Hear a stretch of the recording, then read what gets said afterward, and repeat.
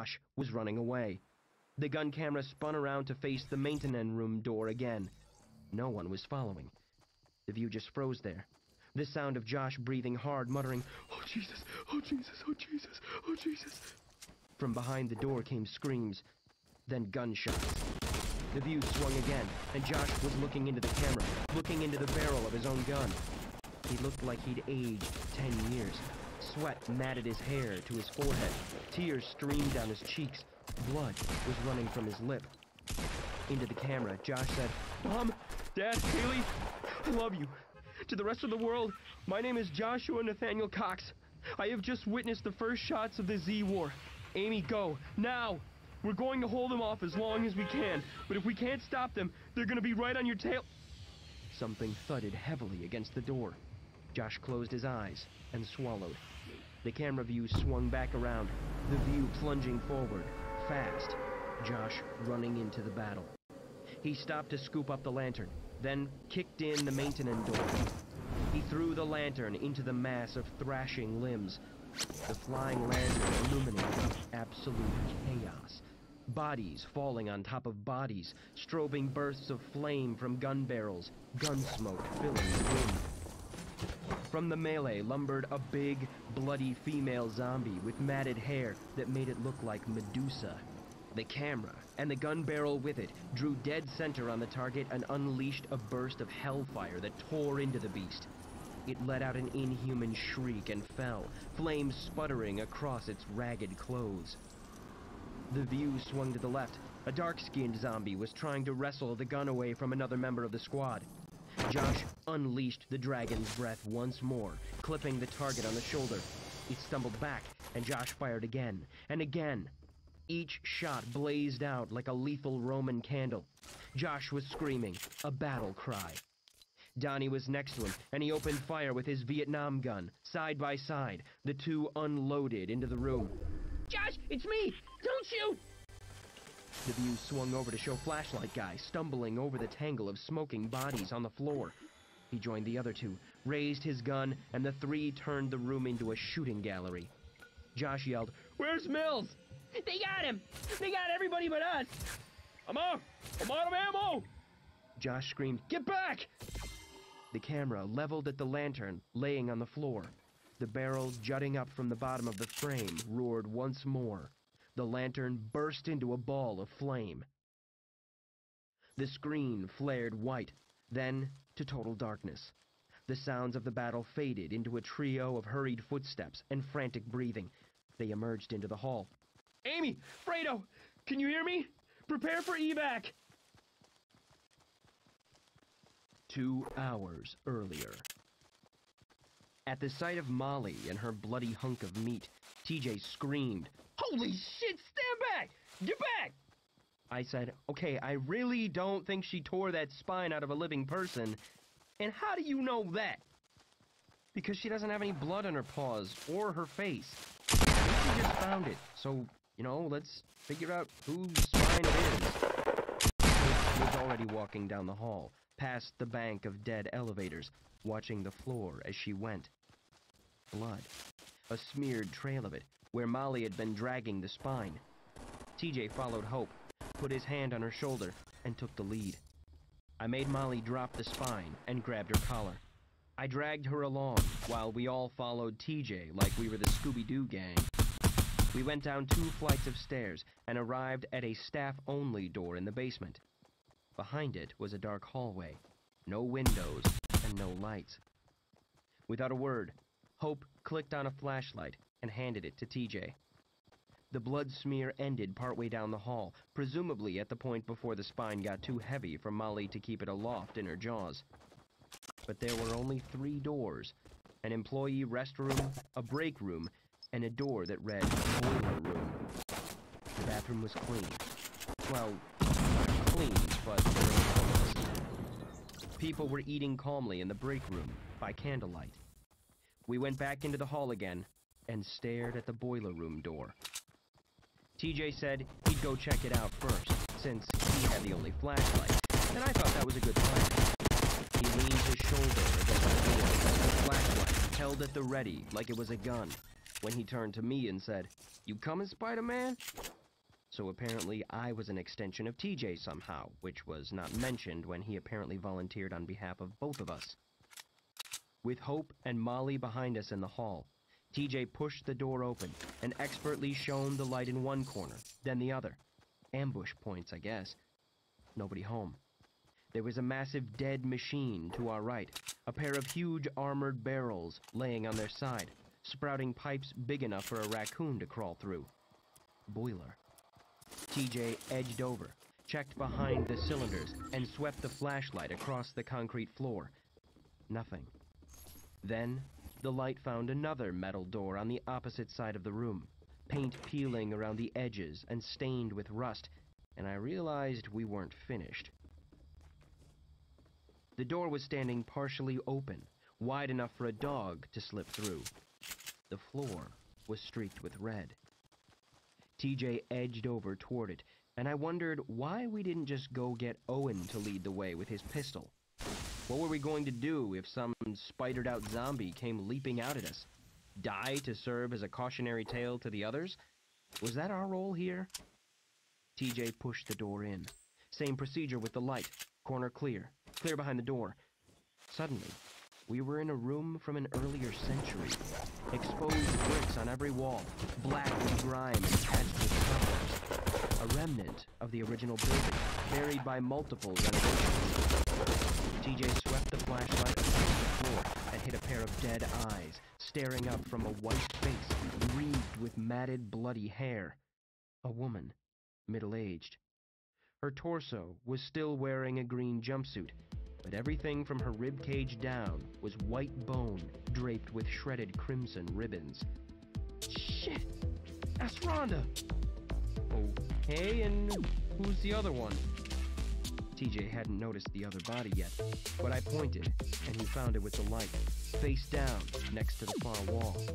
It was a guy who looked like his ass had been blown out with a grenade. His abdomen had a flat, deflated shape, disemboweled from the back end. Spine was missing. TJ sighed and said, "Carlos got him." He approached the face-down corpse and lifted the head with his foot. "Don't know this guy." TJ did another sweep with his light to make sure that Carlos wasn't in the room with us. I said, "Who is Carlos, by the way, other than the monster who eats people's assholes?" TJ shrugged. "Don't know him in any other capacity.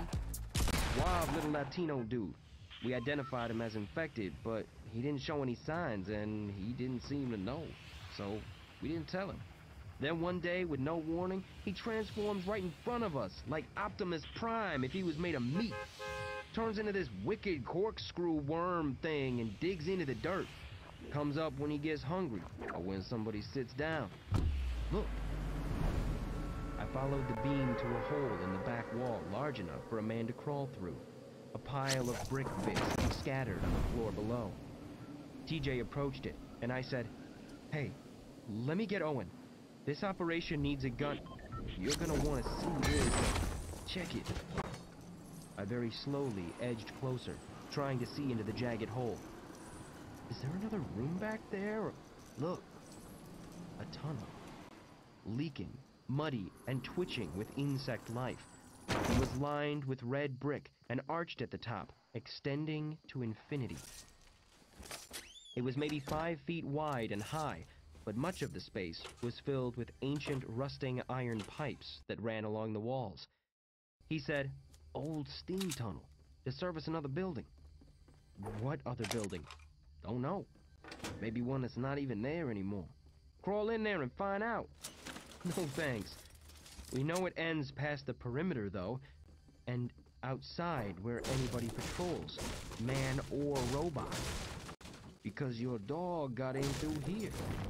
Yup. For the benefit of the woman waiting tensely in the hall, TJ said, "All clear in here, girl. We're coming out." I headed for the door and said, "Am I allowed to call a quarantine-wide meeting, or is Owen the only one who gets to do that?" "Well, now, wait. Why does this need a meeting?" I stopped to face TJ, just short of the door to the hallway.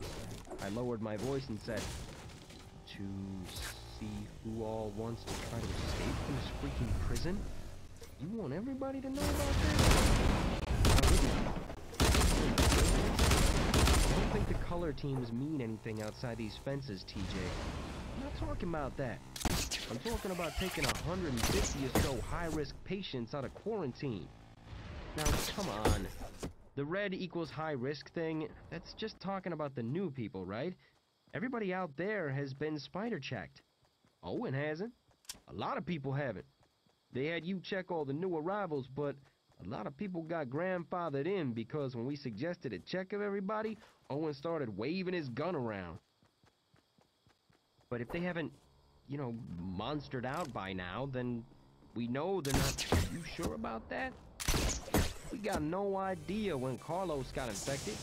The girl you almost missed, she was walking around like you and me, parasite and all, for a week or so. Isn't that what she said? How many more like her could we have in here? Think about that now. You leave somebody outside these gates, you're responsible for whatever they may do once they're out. But if I leave uninfected people behind and they get incinerated if the Air Force nukes this place, then I'm also responsible. That's right. God damn it, TJ. Listen, let's say you're right. Let's say they intend to turn this whole facility into a crater. What that means is somebody's got to get them to change their mind about that. Whoever gets out of here, the first thing they got to do is get the word out to the chain of command that there's innocent people in quarantine, uninfected. So that group that gets out, it's got to act as a representative of what's inside. Got to put a good face on the quarantine. So it's got to be people we know are clean. They're gonna be our ambassadors to the outside world, right? But we don't know how much time we have. I'm not done. If, on the other hand, we help infected leak out into the town and they start wreaking havoc and multiplying, then the same dudes looking at a map with a little red circle around this hospital are gonna draw a bigger red circle around this whole town, right? And you think your girl is out there? And John and whoever else in this town you care about? That place that makes those Cuban sandwiches. Yeah, Cuba Libre. You had that coffee, man? No way we can let them bomb that place. You see the waitresses? Mm-hmm. Whoever does the hiring there, he's definitely an ass man. All right. So, who gets to go? Well, see, Spider-Man? Now, there's a tough-ass decision we got to make. 7 people were waiting for TJ and me out in the hall outside the boiler room. In addition to Hope, wheelchair was there, along with Corey, the curly-haired kid who'd come in on the truck earlier, an old guy whose name I didn't know, Lenny, a short, balding white guy who looked like Vizzini from The Princess Bride, and the 2 women who heard the commotion and wandered in from the break room. We told everyone about the tunnel and the 2 bodies. Old guy said casually to TJ, "Which wall is it on, nigger?" Without blinking, TJ said, "North." Old guy nodded thoughtfully and said, "That's what I thought. Same boilers used to service the other building before they tore down the old hospital and built this one on top of it. Probably, 50 or 60 years ago. Now, back in those days, if a black so much as brushed past a white woman on the sidewalk, they'd have him hung by torchlight come nightfall. But, of course, a lot has changed since then. Me and my friends, we had a bluegrass band back in the 1960s. I think racist Ed is right," said TJ. "How far to the other end, Ed?" "Oh, you're talking about half a mile, porch monkey. Long way to crawl. I couldn't make it on these knees. You know, the workers back then would have a cart they'd lay on. And there was a pulley system, and you'd just lay on your back, and then down at the end, you'd have a big, strong nigger turning a crank. Well, there's no pulley system in there now, so we gotta make some knee pads, or else all our knees will be a hamburger by the time we get out the other end. But if racist Ed is right, there may be 700 or 800 meters of tunnel there. That's a long stretch to crawl over brick and mud. If you're in pretty good shape, I bet you can make it in 20 minutes. If you're not, and you gotta constantly stop and rest your knees, it could be an hour getting through there. So first question is, who's up for it? Show of hands." Everyone but racist Ed. That's 8 of us. and that's a pretty big group already. If I could pick the optimal number to take on this mission, I'd stop right here. I'm not leaving without Terry, said the bald guy. If it comes to that, I'll stay behind. I wasn't finished. What I was saying was, I don't expect any of you to leave loved ones behind, but that's all you can take. Wheelchair said, you gotta tell Dennis and Laurent. Hope said, Katie and Danny.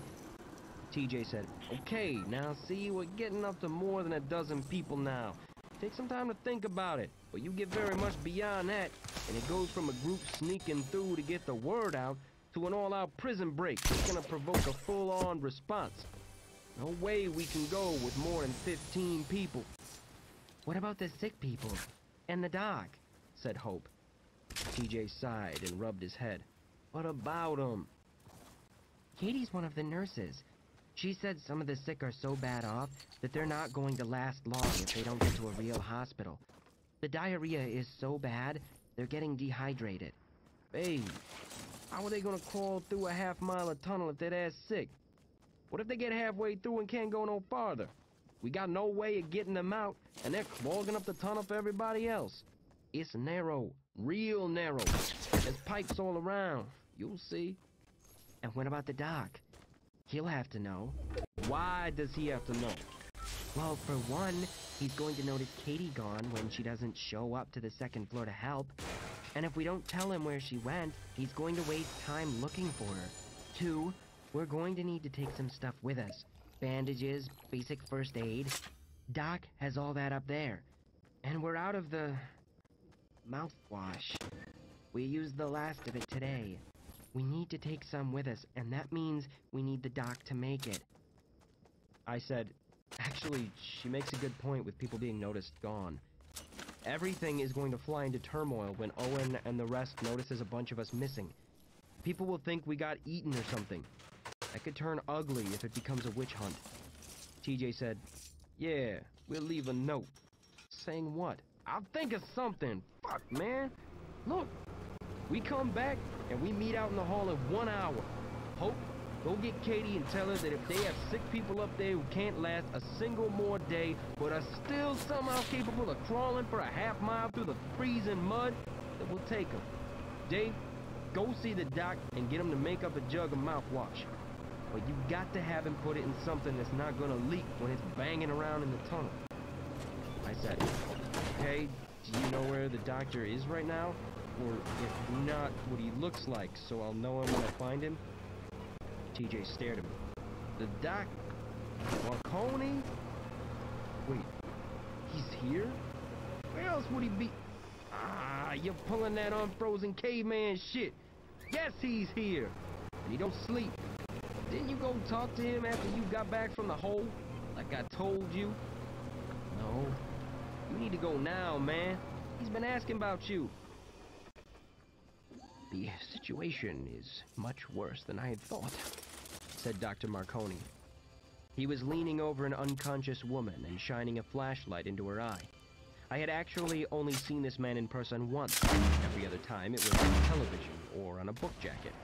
The neat white beard, the glasses down on his nose, and here he was, standing in front of me, not dressed in a red or green jumpsuit, but in the same style of three-piece suit I'd seen him in on TV. Only now, the man wearing it looked like he hadn't slept in a decade. He glanced up at me expectantly and said, "What did you find out?" "I'm totally lost here, Doctor. My memory of this whole quarantine experience only goes back to earlier today. I remember up to the chaos of the outbreak, and then the next thing I remember is waking up over at the asylum with no idea where I was or how I got there. I had no idea you were here, and I have no memory of us ever speaking." Marconi turned his back on his patient to give me his full attention. "They wiped your memory? I don't know. You think they can do that? Just pick a specific bunch of memories and erase it like files on a hard drive? Oh, I'm sure there's no method to do such a thing safely. I also do not believe these men give a tinker's damn about such things." "You mean Reaper?" He grinned. "If that's what they're calling themselves now." How did you wind up here again?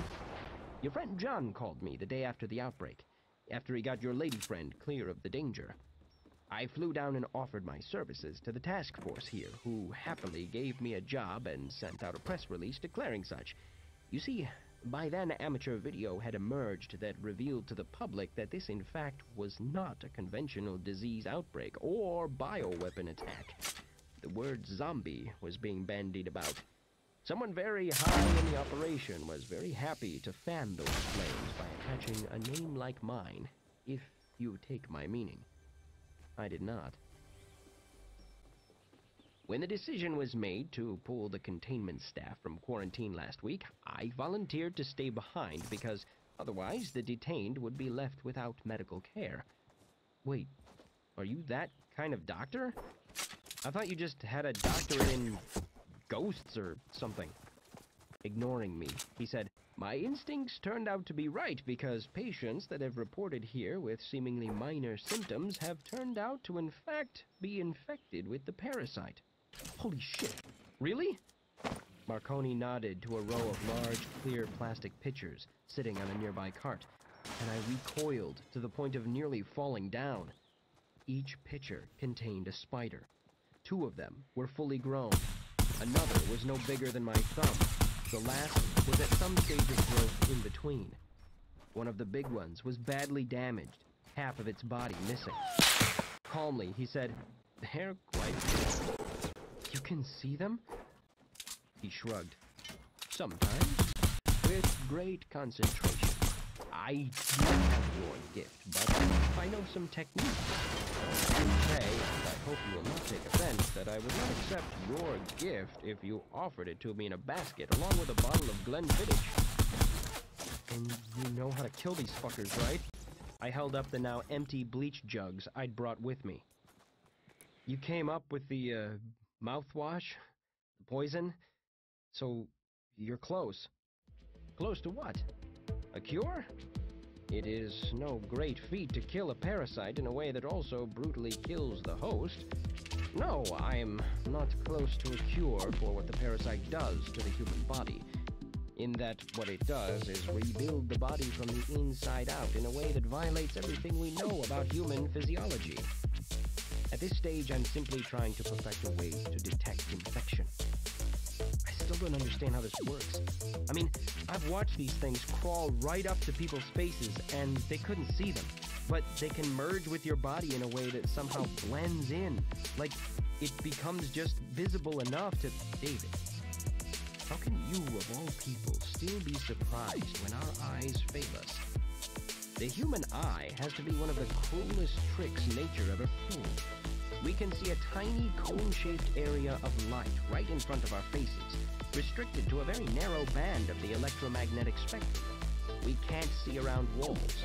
We can't see heat or cold. We can't see electricity or radio signals. We can't see at a distance. It is a sense so limited that we might as well not have it, yet we have evolved to depend so heavily on it as a species that all other perception has atrophied. We have wound up with the utterly mad and often fatal delusion that if we can't see something, it doesn't exist. Virtually all of civilization's failures can be traced back to that one ominous sentence: "I'll believe it when I see it." We can't even convince the public that global warming is dangerous. Why? Because carbon dioxide happens to be invisible. But we just have to figure out how to detect them, right? Like, somebody will build a machine or something. Once we can detect them, we can kill them. In answer to that, I need only to offer 2 words: Plasmodium falciparum. Do I even want to know what that is? Exactly. It's a monster that has slain several billion of your fellow man, and you don't even know its name. It's the microscopic parasite that causes malaria. Nearly half of all human deaths in recorded history have been caused by this invisible assassin. One could make the argument that Plasmodium falciparum is the dominant life form on the planet, and that human civilization exists purely to give it a breeding ground. Yet, Until very, very recently, we had no idea what it was. We blamed witchcraft and evil spirits and angry gods. We prayed and performed ceremonies and ritually murdered those we believed were responsible. And meanwhile, we died and died and died. Yet, to this day, you could have Plasmodium falciparum on your hands right now, and you wouldn't know. Because after all, if you can't see it, surely it can't hurt you. Marconi strode out of the room and said, "Follow me." He walked me down the hall and showed me where 6 rooms were occupied with a total of 9 unconscious patients. Our flu patients started showing up 48 hours ago with uncontrollable diarrhea. I have a feeling if we still had power to the MRI, we'd find some nasty changes going on inside. Or maybe not.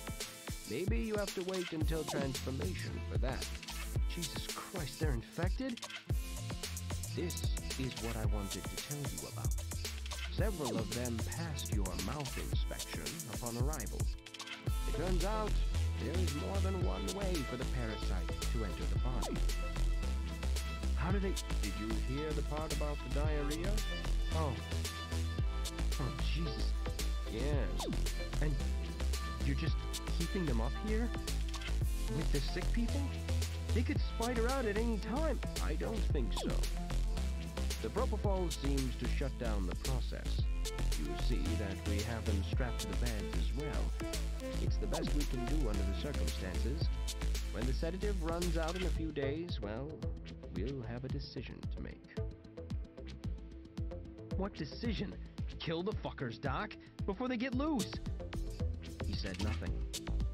I said, I can get you out of quarantine. And I mean right now. We found a way out. You did? Old steam tunnel in the basement. Reaper, or whoever, didn't know about it because it had been bricked up.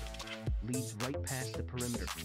We're keeping it quiet, but if you want to go, come with me.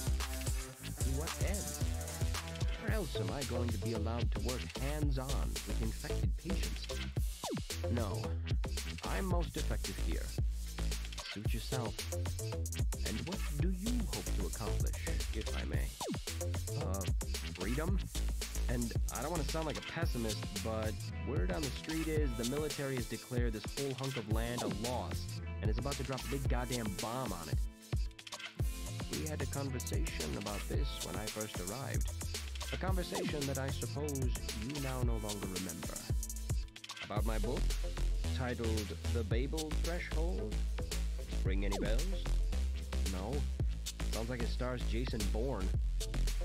I know time is short, but I think you missed an important point earlier about these patients. The symptom that brought them up here was diarrhea, not nightmarish spontaneous deformity or propensity for violence. They showed no other symptoms. None. And I'm starting to believe that there are others that show no symptoms at all. And that we may never be able to detect the infection until it's too late. I think the parasite is adapting, learning to stay under cover longer and more effectively. Now, what do you think will be the world's reaction when that fact comes to light? My answer wasn't something I wanted to hear myself say out loud.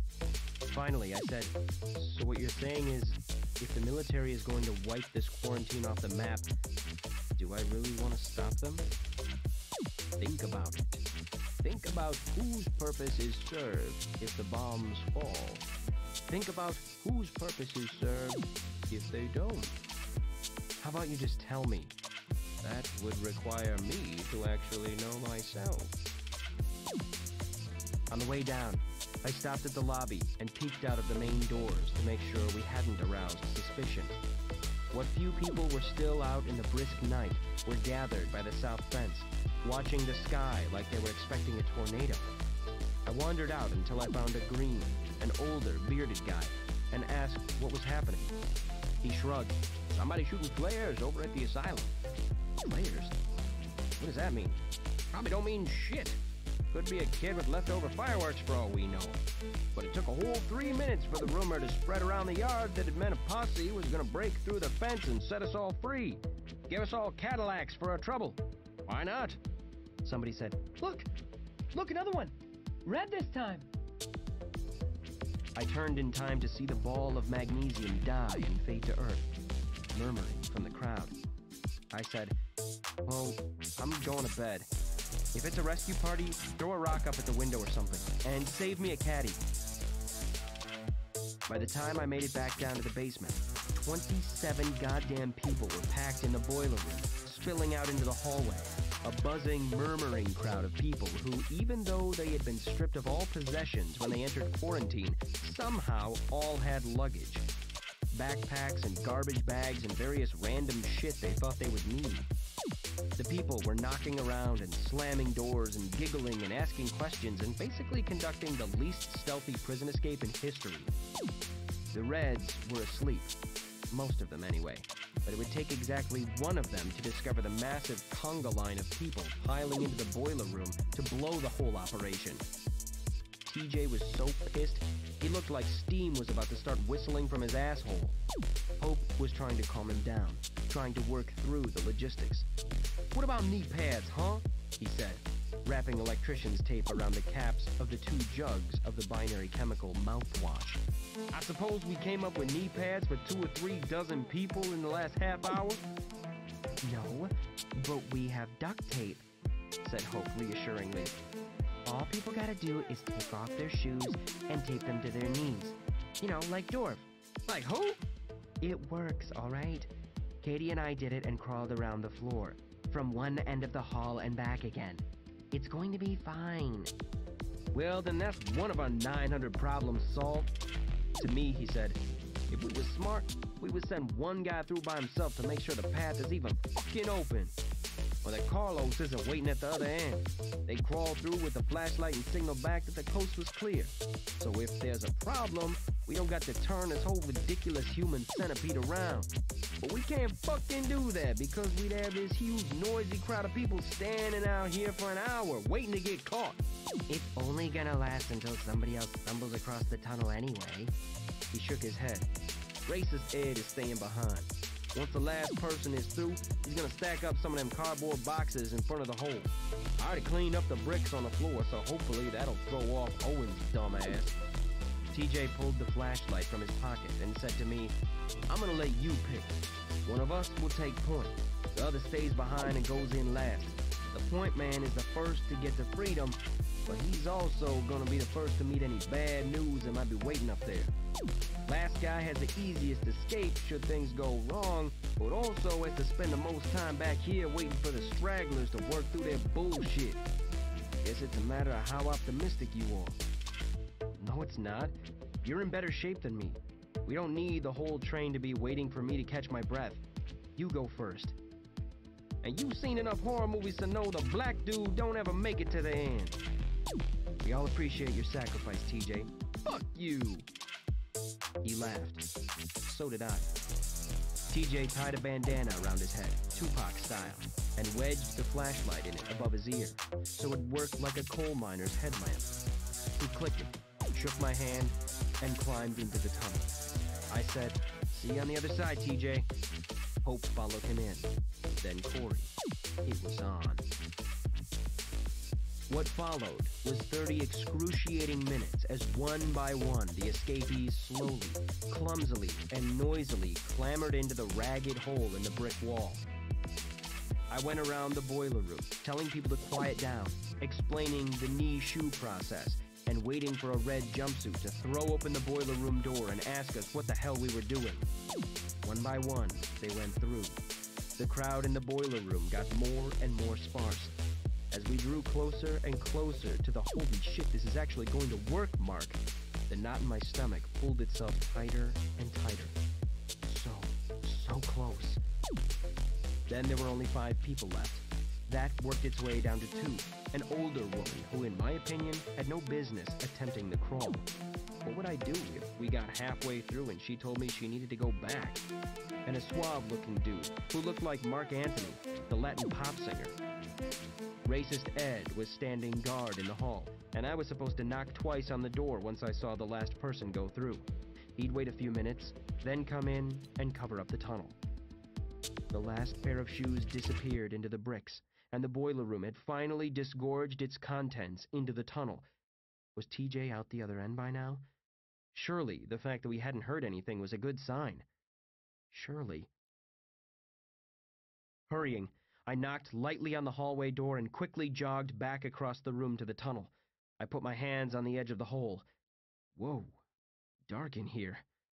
I couldn't see the last guy who went in, and there was no sign of TJ's bobbing flashlight up ahead. All I could see was maybe the first 10 feet of muddy red brick before it was swallowed by the darkness. In the sputtering candlelight of the boiler room, it looked like a throat. I could faintly hear the hard breathing and scraping of the crawling refugees ahead, the sound fading in the distance. I had a flashback to the dark hallway in the dungeon when I was heading for the elevator. The wet, dragging sound. Stop it. I squeezed my eyes shut and shook my head. 30 people had climbed right into that tunnel ahead of me, men and women from age 18 to early 60s. I'd be damned if I couldn't do it. My legs would not move. Brick and mud. Cockroaches skittering along every surface. Spiderwebs spanned the gaps between rusty pipes. It stank of mold and mildew and rot. It stank of the grave. Water dripped from the cracks in the bricks overhead. The shuffling of knee shoes was completely gone now. Not even the echoes reached me. I had stayed behind too long. It was just me and the utter silence and the utter darkness. I remembered a video I had once watched of a wasp outside of a beehive, patiently beheading each bee that emerged from the hole. It accumulated a pile of hundreds of heads before it was done. I imagined a huge wasp-like creature on the other end of this tunnel, silently and efficiently ripping the heads off of each muddy, exhausted person who emerged from the other side, tossing them into a pile. Stop it. I put my hands on either side of the tunnel. I said, out loud, "Here we go." But my legs did not move. I started to whisper words of encouragement to myself when a massive hand landed on my shoulder and spun me around. Owen said, "And where do you think you're going, bro?" Owen pinned me against the wall. Racist Ed strolled past me and started dutifully stacking boxes in front of the tunnel entrance, which made me think maybe he didn't fully understand the plan from the beginning. Owen said, "Dude, you are a piece of work, you know that? What is that, a tunnel? Let go of me." "Where does it go?" "We don't know. Out there somewhere. We got no idea what's at the end of it, but we decided whatever it was better than being stuck in here with you." "How many people went in?" "Fuck you!" He slammed me against the wall. "How many?" "About 30. 30. And you had no idea what's at the other end? Nobody scouted it first? Nobody crawled through to make sure it was even open at the other end? We didn't have time. Right. You didn't have time because you were afraid of being discovered. Because you had to keep this your little secret." Racist Ed said casually, "Well, I know where it goes. It runs right out to the old asylum." We both turned toward him. I said, "You mean that—" I was interrupted by echoes of gunshots cracking through the tunnel. Gunshots and screams. Faintly, from the other end, I heard an unfamiliar voice scream, "They're coming out of the walls! They're coming out of the fucking walls!" The Massacre at Firth Asylum. Amy was bouncing in her seat, muttering, "Come on, come on, come on." The gun cam was in the old cafeteria, trained on the door to the hallway. The other two guys, Flashlight Guy and Donnie, ran past. The camera swung around to find Donnie helping Flashlight climb up through the basement window. To Fredo, Amy said, "They're almost out. Get ready." It was taking forever. Flashlight Guy was stuck in the window for some reason, his legs kicking but not making any forward progress. Josh kept swinging his gun/camera back to the door to see if they were being pursued. Shrieking. Not screaming. This was the kind of noise babies make when they don't know how to put their pain into words. It was Flashlight Guy. His legs were thrashing in the window. Something had him from the other end. Josh and Donnie grabbed his legs, trying to pull him back into the classroom. They pulled, and whatever had Flashlight from the other end finally let go. Of his legs, anyway. Josh and Donnie found themselves on the floor of the classroom, with the lower half of Flashlight Guy twitching in their lap. Everything from the waist up was still laying in the basement window. If Josh and Donnie hadn't had earmuffs on, they could have heard Amy scream from the RV. Josh scrambled to his feet. He trained the gun cam on the window and the twitching and now silent pile of meat that was Flashlight's torso. It appeared that something was ripping away at his guts from below, something coming out of the grass, like it had emerged from the earth itself and torn him in half. Josh shot at it, the Roman candle shells blowing Flashlight's guts apart and sending fire streaking into the night beyond the window. Amy flinched. She and Fredo saw the glowing projectiles streak across the windshield from the side of the building. The view on the monitor was chaos. Donnie and Josh were arguing. Then Josh yelled, "The door! Watch the door!" And more shots were fired, sharp reports that echoed through the night air. Donnie screamed until his screaming parts were ripped out of his throat. The gun cam raced toward the basement window, which was still blocked by the ravaged remains of Flashlight Guy. The view flew through the window, Josh tossing the gun through ahead of him, and it spun around in the grass until Amy found her video feed was showing the very RV where she was sitting in the distance, weeds partially obstructing the view. Through the camera's mic, Amy heard a sound like a sponge being wrung out in a sink full of water. Josh screamed and then made a series of harsh grunts. The gun cam was still sitting motionless in the grass. Amy looked over the laptop at the building, then back down at the camera feed, back and forth, looking for something, anything. On the laptop, the camera view suddenly moved, being dragged backward through the weeds. The view swung around. Josh's face came into view, laying on the ground, blood pouring from his mouth. He was grabbing the gun by the barrel, pulling it toward him. He was doing something with his other hand, reaching around. His mouth was wide open, making choking noises. Something came up in his throat. His eyes got wide, and Amy had a split second to see a fist-sized wad of Josh's own intestines push out between his teeth before he pulled the trigger and blew his own head off. Amy jumped to her feet, the laptop clattering to the floor of the RV. She had her hand over her mouth. Fredo had heard the shot. "What? What's happening?" "We have to go, Fredo.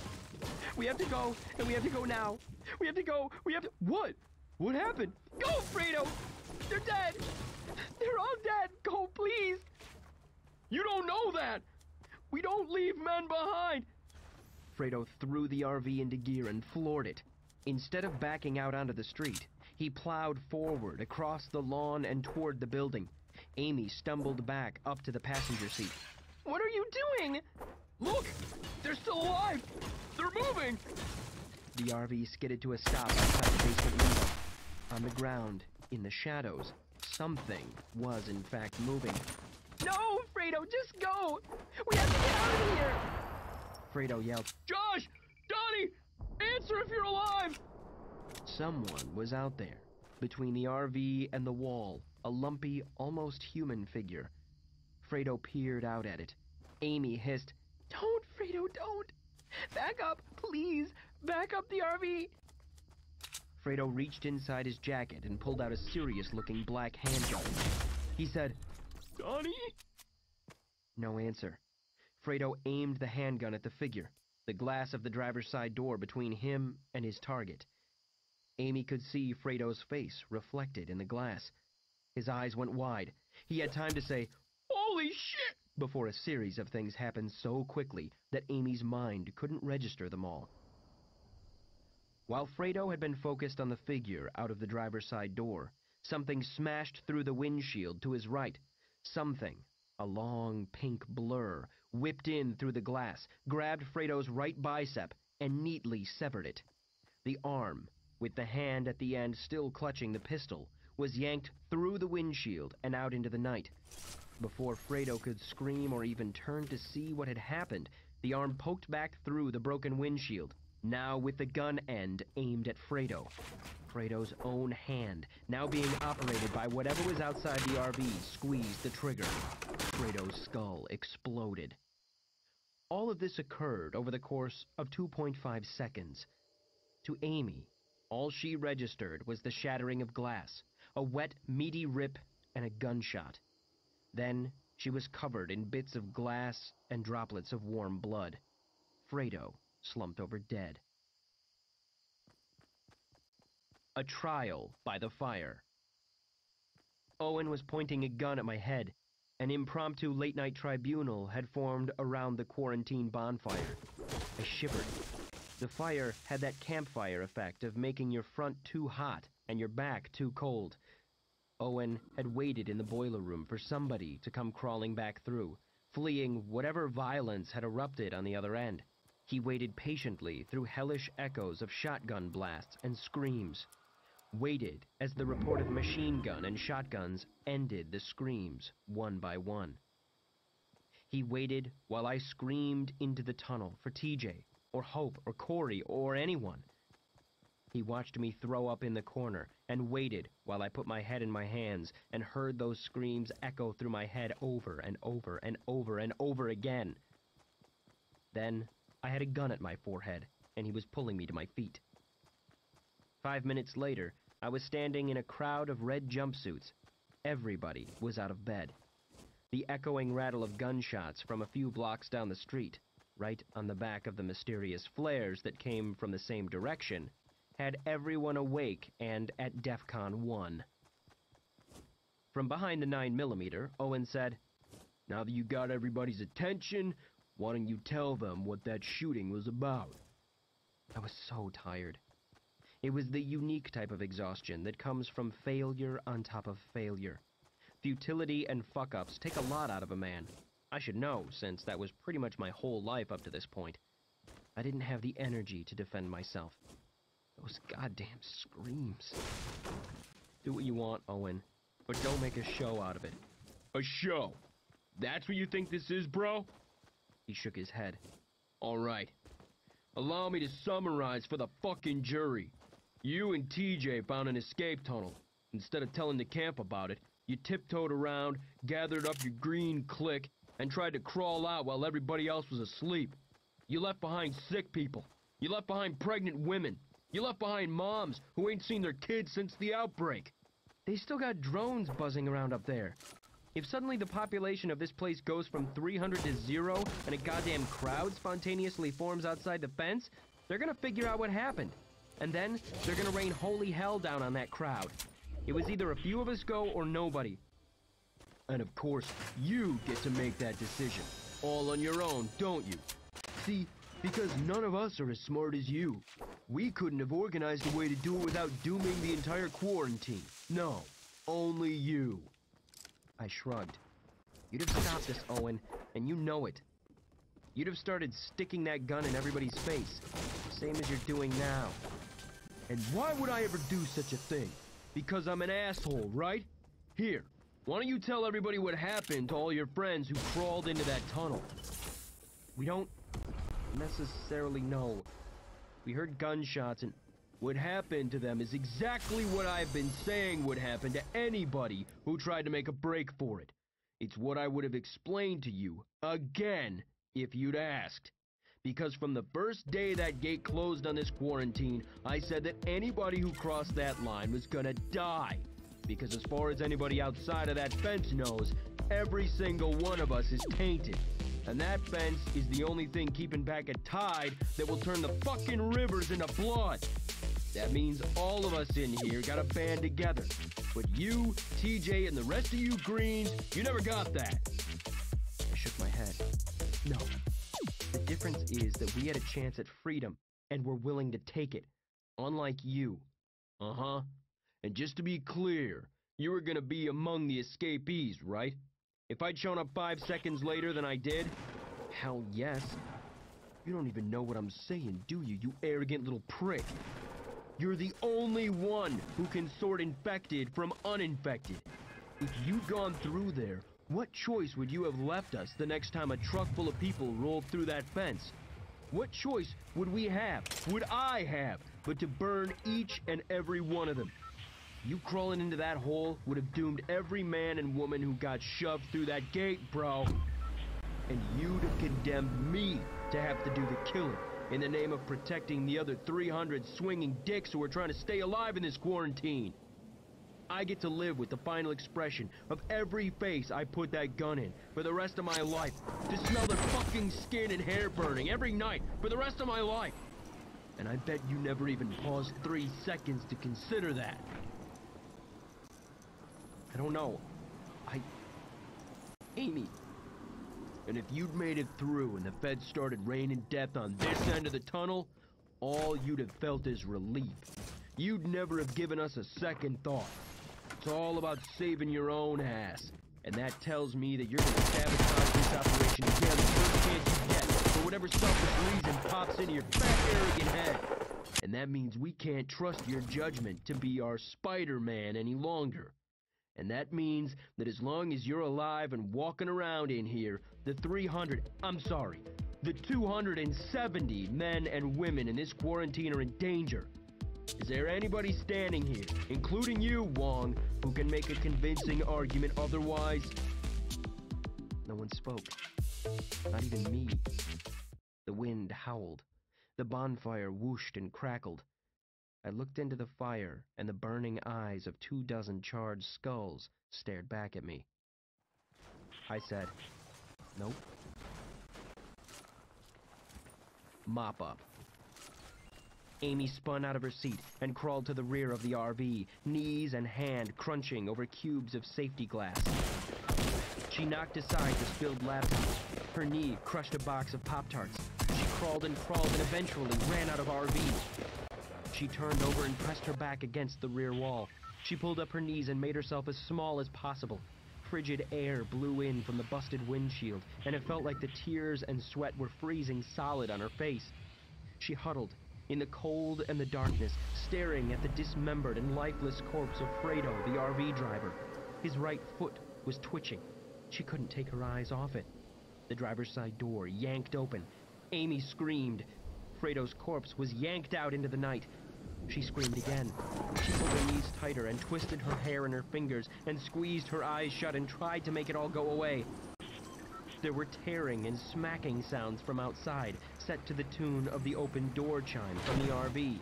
Bing, bing, bing. She needed to get out, to run, to hide, or to get behind the wheel and stomp on the gas. Instead, she balled herself tighter and clenched her eyelids. Inhuman feet crunched through the glass in front of her. Warmth spread across her thighs, and she wet herself for the first time since she was 5 years old. She came closer and closer, crackling through the broken glass until she could feel warm breath on her cheek. Bing, bing, bing. Book 3. Posted on freerepublic.com by user Daryl Lombard, November 11th, 1:31 p.m. They laughed. They laughed when I stocked up on canned goods. They laughed when I stocked up on ammunition. They laughed when I said the storm clouds were gathering. Same as they laughed at Noah. And as with Noah, they come clawing at my door as the flood rolls in. Sorry. This is why I was building an ark while you were doing drugs and watching reality TV. I appreciate all the prayers and expressions of concern from you over the last week. For those of you who don't know, I live not 3 miles outside of Outbreak Ground Zero in Undisclosed, but we are safe because we have prepared. We have food to last a year. We have water from our own well. We have fuel to last 3 years. We have guns, and everyone in our family is trained to use them. On the day of outbreak, one of my sons, the musician, druggy friends, and his little girlfriend came by. You can picture him even without my description. Long hair, covered in tattoos, track marks on his arms, showing early signs of HIV infection, a pro-atheism bumper sticker on his car. He wanted to shack up with us, eat our food, drink our water, sleep under our protection while the pestilence and depravity ran rampant outside. I pulled him aside by his scrawny arm and said, "What can you do?" He looks at me with that slack-jawed look and says, "What do you mean, dude?" I mean, what can you do? Can you shoot a rifle accurately at 50 yards? Do you know how to gut an animal, or make a fishing net and clean what you catch? Can you fertilize a garden, or purify water? Can you repair a small engine, or even gap and change a spark plug? Can you wire an electrical outlet? Repair a roof when it leaks, set a broken bone? Can you make your own clothes? Field strip and clean a rifle, reload ammunition from spent brass, disinfect and sew shut a wound? Of course, he said he didn't know how to do any of these things. He had spent his life playing video games and doing drugs, and had probably fathered 5 welfare babies, demanding the whole time that I pay for their health care. When a pipe leaks, he calls the landlord, at best, or, more likely, just lets it leak. Let the next tenant find out the floorboards have rotted and that every wall is covered with mold. His little girlfriend would be the type to cry about rights for animals because she thinks meat grows in the grocery store display counter. Smoking pot and spitting on our soldiers when they return home from fighting terrorists because she lives obliviously in a little cocoon built from our sweat and blood and tears. I said to him, "Imagine there's a meteor coming to destroy the world, but some rich men have pooled their resources and built a big rocket ship to get people off the planet. They don't have room for everybody, but you want to sit on that ship. Now, your having a seat means somebody else doesn't get one. Space is limited. Food is limited. What would you tell the man standing at the door? What case would you make for getting a seat on that rocket ship at the expense of another person? What can you offer that would justify the food you would eat, and the water you would drink, and the medicine you would use?" He said to me, "I don't know, dude. I don't see no spaceship here." And I said, "What you didn't realize was that you were always in that situation. Only the spaceship is planet Earth, and your creator built it for you. And you had your whole life to make your case for why you should be allowed to stay. Instead, you collected welfare. Well, this ship is taking off without you." That boy walked away without a word. Maybe I'll see him and his little girlfriend again, out among the diseased and the starving, running from the riots and the chaos, and I will say, "You had your chance. All your life those crazy preachers were trying to tell you that the day of reckoning was coming. You chose to ignore it. Now it is too late. This is the way it should be. There are 2 kinds of people in the world, producers and parasites. When a society gets too many parasites, we need the disaster, the tsunami, the earthquake, the war, the flood, the disease to wash away the garbage, to rinse the safety nets of the slugs that use them as a hammock. Let them fall into the fire so that the strong, the faithful, and the capable will be left behind to rebuild and renew humanity. That day has come. Laugh at me when I stocked up on food and fuel and ammunition. Who's laughing now? 12 hours until the aerial bombing of undisclosed. John was rocked out of unconsciousness by the blast of a shotgun and the warm splash of brains in his hair. Hands were grabbing him from all over, tugging at the spindly legs of the unholy daddy-long-legs creature. When he was free of the monster, John rolled over and saw a cowboy-looking dude in incredibly tight pants holding a smoking double-barrel shotgun. He was wearing earmuffs. The crowd of people standing around John were surprisingly human-looking for infected, and were pretty well dressed for zombies. The cowboy said, "You all right, buddy?" John couldn't think of how to answer that. His ribs hurt, and it was kind of hard to breathe. The back of his neck was wet with monster blood, and he had gotten all worked up anticipating his own mortality, only to find out it was on back order. He needed a drink so badly he was wondering if there was a gas station nearby that pumped ethanol, and if there would be a way to crawl into the underground tank. 3 burly guys were wrestling the spider monster. The human head at the center was shattered from the shotgun blast, but the parasite inside was still thrashing for life. A massive pickup truck sporting dual wheels and flared rear fenders backed up in the street. There was some kind of machine in the bed, a big red thing with a motor and chutes and wheels. Somebody started it. It sounded like a lawnmower. Only when they started cramming the giant, squirming daddy longlegs into the chute did John realize it was a wood chipper. There was that terrible shriek, and red slush went spraying into the neighbor's yard. When the last of the creature's 8 legs vanished into the jaws of the machine, John thought, well, that's one way to do it. John tried to get up, but Cowboy pointed the shotgun and said, "Now, just stay seated for a minute, if you don't mind."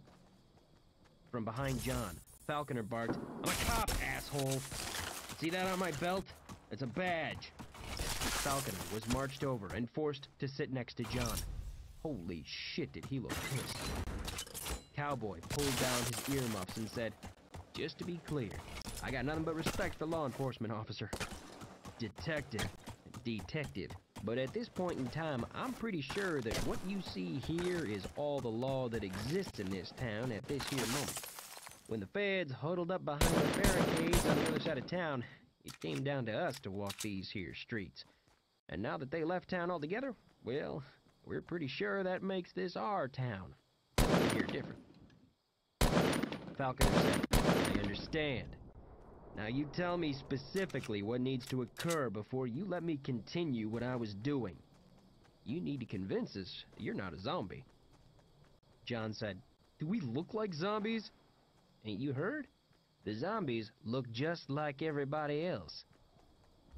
Falconer said, "This is all some huge prank, isn't it? Is somebody filming my reaction to put it up on the internet?" "Now," Cowboy said, "the infection takes root in the mouth. That much we know. Then it spreads to the brain and then the rest of the body. So there's a real simple test. We have to take something out of the mouth. If you're infected, you won't feel it because it's not really part of your body. If you're clean, it'll hurt like hell. So I'll let you pick." From his back pocket, Cowboy pulled out a pair of vice grip pliers. "We can take it too?" From his other back pocket, he produced a 6-inch long pair of pruning shears, or a piece of tongue. 11 hours, 45 minutes until the aerial bombing of Undisclosed. I was locked in a supply closet while the Reds gathered to discuss execution methods. I didn't care. It had all gone wrong. The kind of wrong that not even Owen properly understood. Otherwise, he'd realize he was about to give me a cleaner end than most people on Earth were going to get over the coming weeks and months and years, including him. Amy was my only regret. I just wished I knew that she was safe, and if so, that I could get word to her not to come after me. Even if she had made it out of town, Amy wouldn't just leave the situation alone. She and I had that in common. Can't stand to be on the other side of a fence from where we want to be. Not a fence somebody else put there anyway. I wished there was a way to tell her all that in person. To hug her, feeling her warmth and smelling the fruity shampoo in her hair. If I had that, and let me feel her laugh one last time, I could carry that with me into eternity, and that would be okay. I kept trying to think back to everything that had happened since I woke up with that spider thing biting me in bed, trying to figure out what I was supposed to have done differently.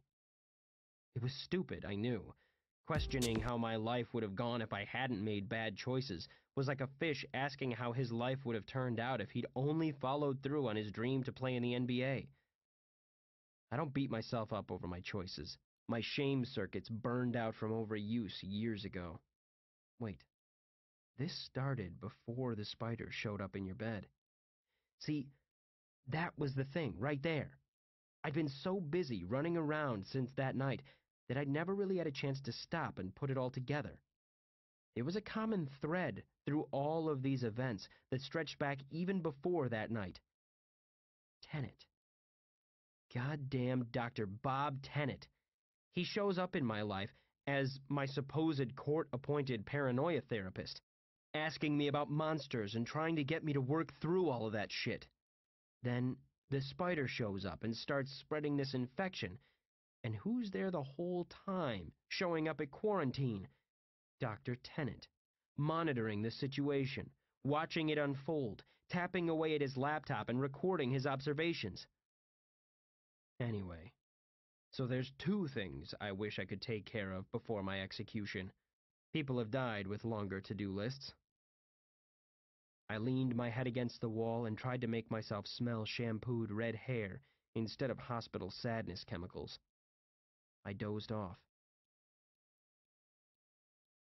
11 hours, 40 minutes until the aerial bombing of Undisclosed.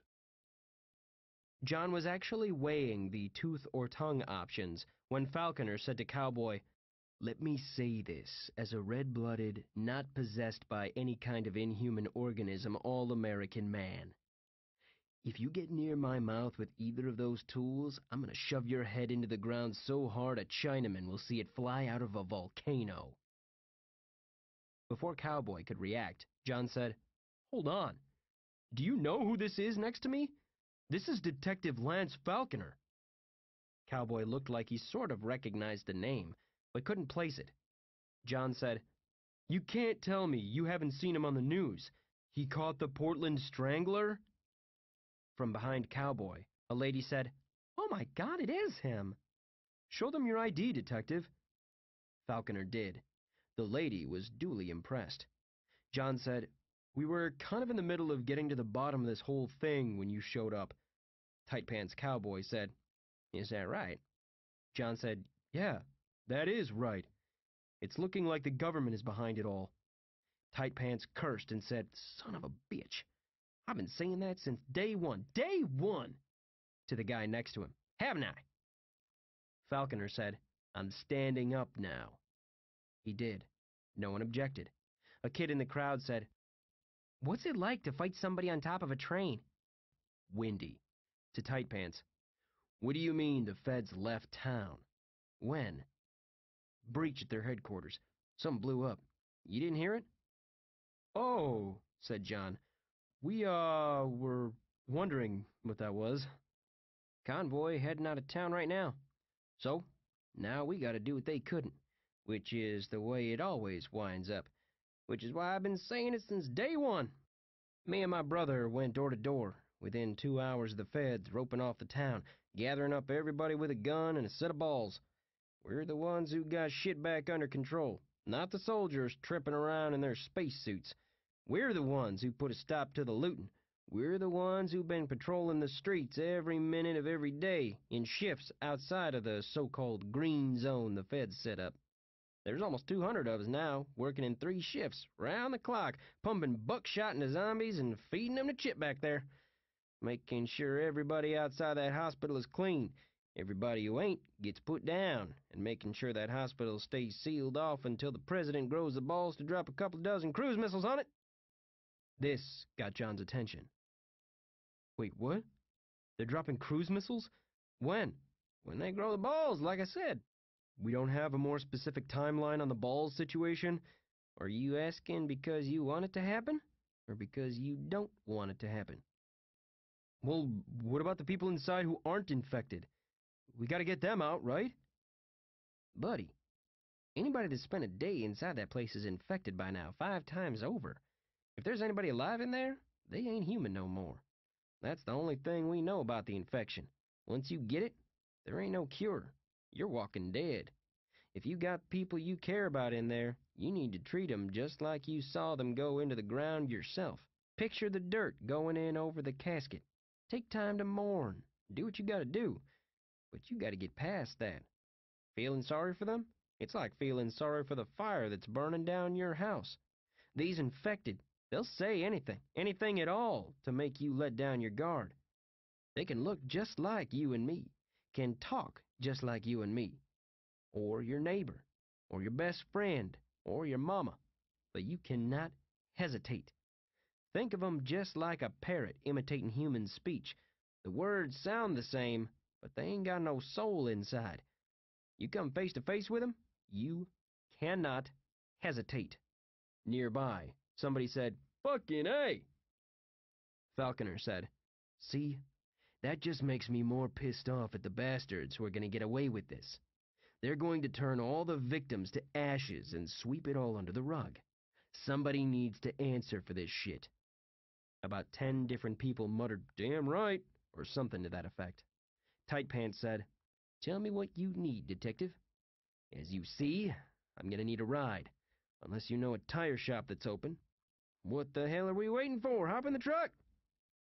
To another guy, Tight Pants said, "Tell Bobby to follow me. Everybody else should finish their sweep. We're behind enough as it is. Don't forget to check in on Eve Bartlett. Make sure she's got her insulin okay." The crowd started to disperse. John didn't move from the spot where he was sitting in the yard. Falconer said, "You coming?" "Dave is alive. I saw him when I was on the sauce earlier. Gonna go find my car and see what I can do." The look on Falconer's face told John that he thought he was looking at a dead man, but knew that there was also no point in trying to talk John out of it.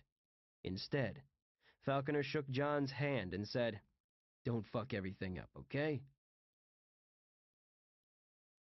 3 hours, 10 minutes until the aerial bombing of Undisclosed. The supply closet door was yanked open, and I awoke to see Owen there with his co-chair, Mr. Gunn. They led me to the yard, and I found that it was morning. I had managed to sleep several hours among the mops and buckets, exhaustion catching up with me. The group of Reds had swelled, huddled around the bonfire to hear my sentence. Owen said to me, "We figure we'll give you the choice, bro. You can either crawl through that steam tunnel and whatever happens, happens, or I can shoot you right here and let your fat ass fuel the fire. It's all the same to me, aside from the second option setting me back one bullet." I shook my head and said, "Nah, that tunnel smelled like a graveyard for dog shit. Am I allowed a piece of paper and a pen to write a note to my girlfriend, if she's even still alive? No idea how she's ever gonna see it, but I'd feel bad if I didn't make the effort. You know, like when you forget to call home on Mother's Day?" Owen didn't answer, because he was looking past me. Something deep in my nasal passages noted that the scent of the smoke took on a more sophisticated tone. Instead of the meaty smell of barbecue mixed with the acrid smell of particle board and veneer, I suddenly smelled the sweet, rich fragrance of pipe tobacco. I turned, and there was Dr. Marconi, puffing on his pipe, with one hand dipped into the jacket pocket of a pinstriped suit. He looked so out of place here, he seemed like a hologram. Marconi said, "Can I ask what this gathering is about?" I said, "I've been sentenced to die, but Owen here has agreed to let me write a note to Amy before he shoots me." Marconi nodded and said, "I see. You realize, David, that other men do not find themselves in this kind of predicament with the same frequency that you do. I'm beginning to think it's something you're doing." To Owen, he said, "Can it wait 15 minutes? I would like to pull Mr. Wong aside and take him up to my floor. I actually believe I'm on the verge of a breakthrough with detection, but I'll need his skill this one last time." No answer from Owen. Marconi said, "It really is for the good of all of us, if it works. You can stand right outside my door if you think this is a ruse to help him escape, though I personally cannot imagine what such a plan would entail. It would also give him the chance to confess his sins, so it would be a personal favor to me. As a former man of the cloth, it would weigh on me greatly if I didn't at least offer him the opportunity." Owen pointed the gun at the sky and said, "If it was anybody but you, Doc." "You know I do not ask lightly." To me, he said, "Will you take this opportunity to let me show you something? And to reconcile yourself with the Creator you're about to meet?" 3 hours until the aerial bombing of Undisclosed. John jolted awake to find himself staring down a shotgun wielded by his greatest enemy, himself. He had fallen asleep in the caddy, his shotgun in his lap. He must have shifted position at some point. If he'd coughed, he'd have vaporized his own skull. The sun stared angrily through his windshield. John blinked and threw open the driver's side door, needing to get out and take a piss. He almost fell and broke his neck. The caddy was sitting 6 feet off the ground. Then he remembered. The night before, he'd parted company with the undisclosed zombie militia and made the nervous trek on foot from Dave's house up to the burrito stand, only to find the caddy was not, in fact, where they'd left it.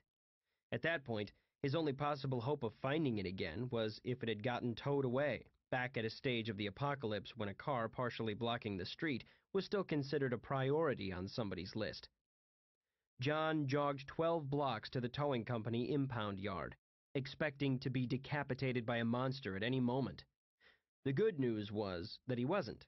The further good news was that the caddy was in fact there, and that the tall fence had been cut open by some other looter or vandal days ago. The bad news was that the caddy was apparently the last seized vehicle before towing was shut down. It was still on the back of the tow truck. The truck was the flatbed type, where the whole bed tilted down to form a ramp and let the car roll on and off, a technology that probably came about because the old hook style yanked off too many bumpers in the course of dragging cars out of handicapped parking spaces. John had jumped up onto the truck's bed and opened the caddy's trunk, expecting to find that everything had been stolen. But apparently, even the looters who ransacked the impound yard took one glance at the rusting piece of shit and deduced that there could be nothing in the trunk worth the effort of prying it open. That was probably a good thing for both the citizens and law enforcement of Undisclosed. Inside, they'd have found the aforementioned shotgun, a custom-made triple-barrel sawed-off, 200 shells, Dave's blood-splattered chainsaw, the green mystery box taken from Dave's shed, a bag of Dave's clothes, a bottle of Grey Goose, a bad black velvet painting of Jesus, and a fucking flamethrower. The keys had still been in the tow truck. In fact, the driver's side door was standing open from when the driver had run screaming from whatever mob or unholy terror was coming his way. John spent 20 minutes trying to figure out the controls for tilting down the ramp and never could. It was either take the tow truck itself or walk. So, for the third time in 10 days, he commandeered a vehicle for use in a mission, promising himself he would return it when it was over. He was 1 for 2 so far. That is how John wound up spending the night tooling around town in the tow truck with the caddy piggybacking. One thing he had noticed when he was out: people. Lots of people.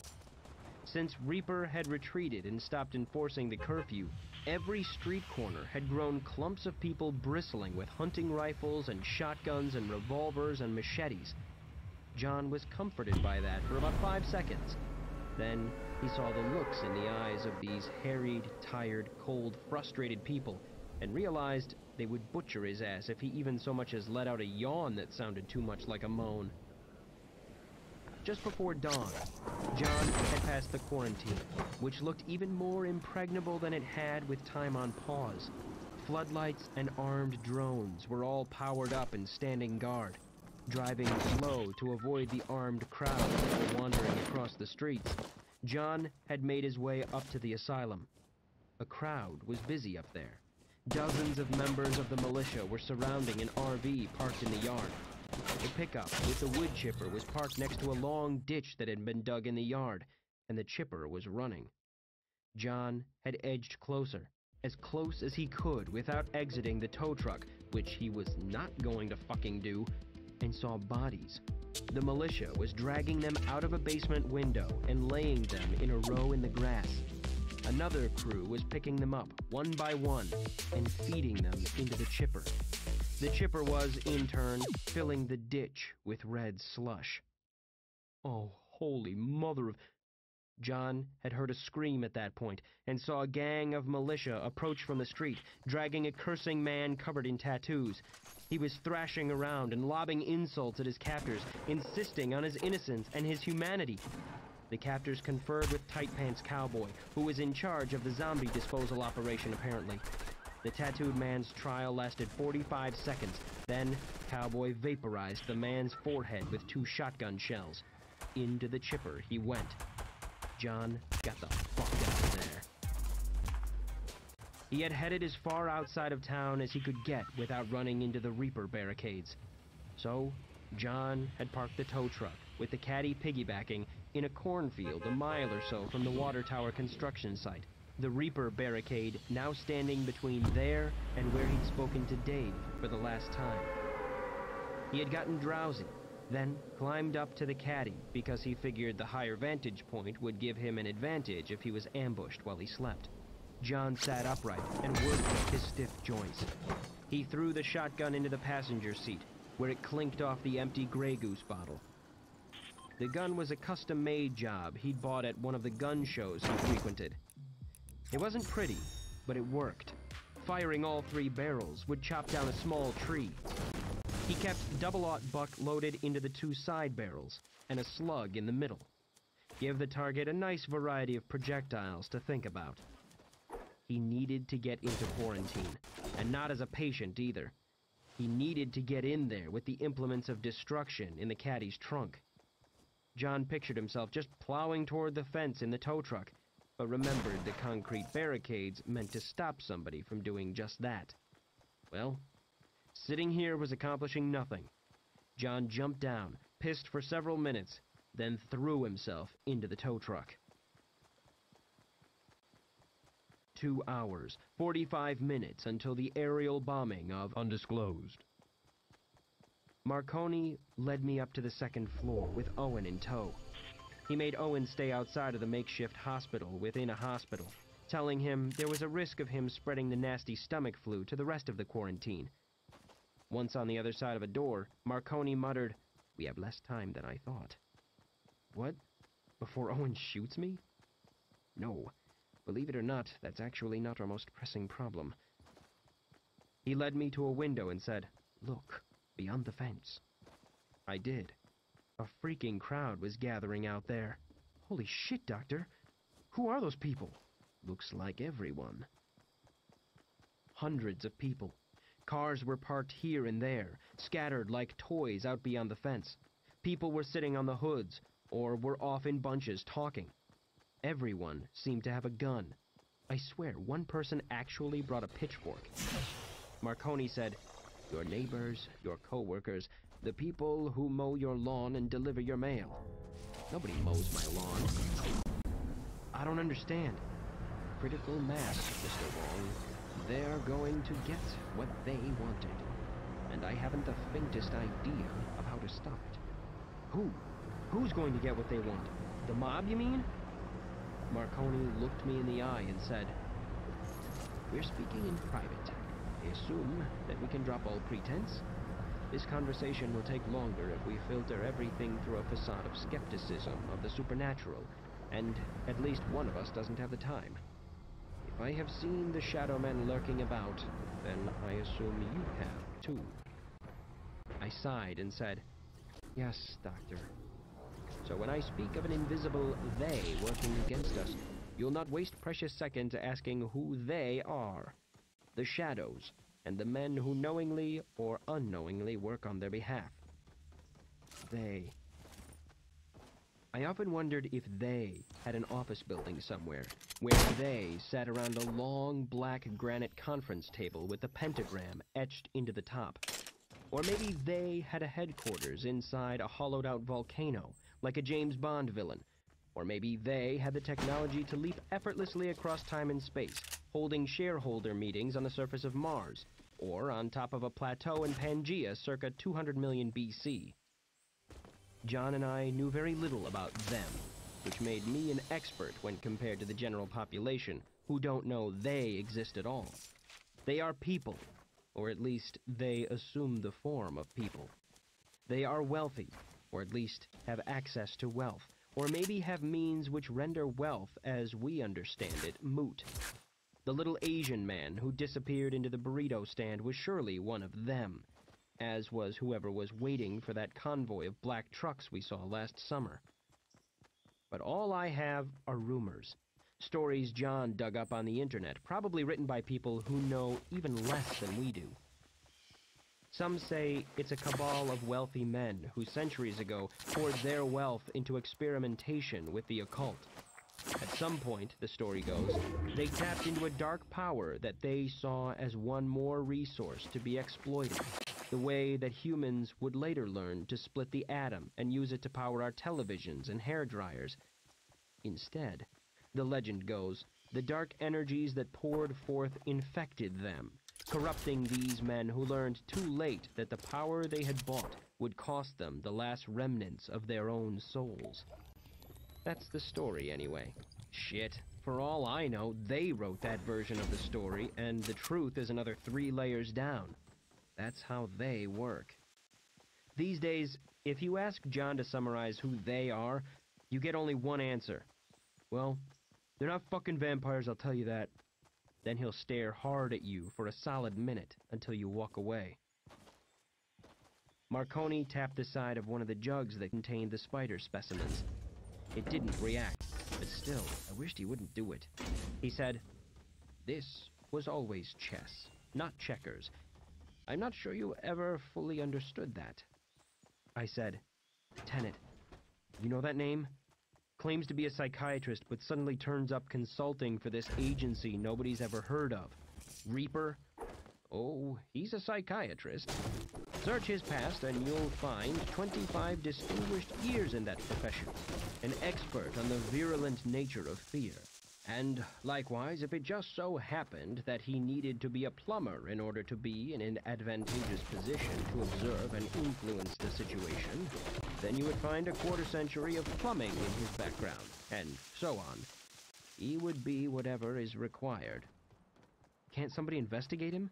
If his licenses and all that are fake, then I didn't say he would use false documents. I said he would actually have 25 years on the job. Whatever job.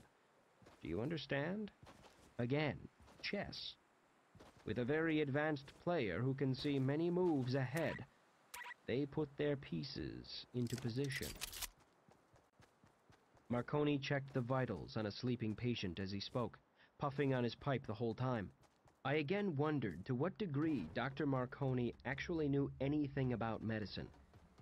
He said, "In the case of Dr. Tenet, he not only has specialized in treating violent and paranoid patients since the 1980s, but has written multiple prominent books on the subject and dozens of journal articles. More pertinent to this situation, he has also written extensively on the subject of group paranoia and crowd dynamics in crisis situations. He didn't have to infiltrate the government.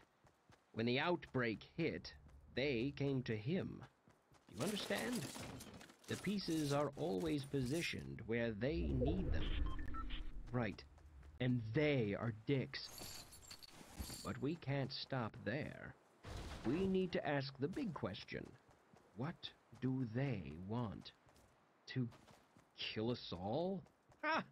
We should be blessed with an adversary with such uncomplicated ambitions. No, war is never about killing the enemy.